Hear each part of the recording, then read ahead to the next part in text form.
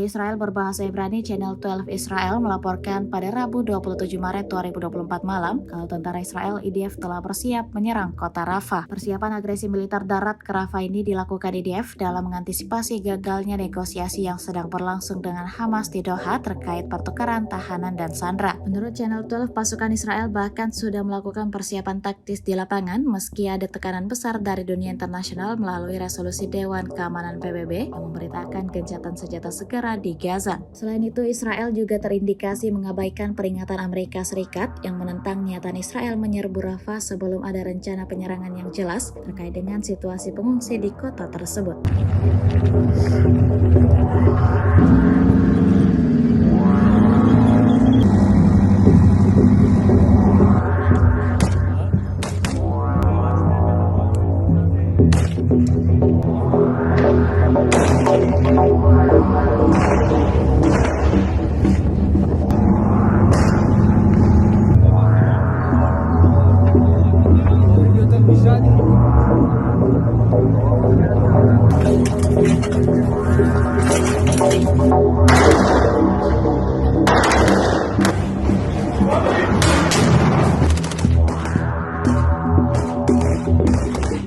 Download Tribun X sekarang, menghadirkan lokal menjadi Indonesia.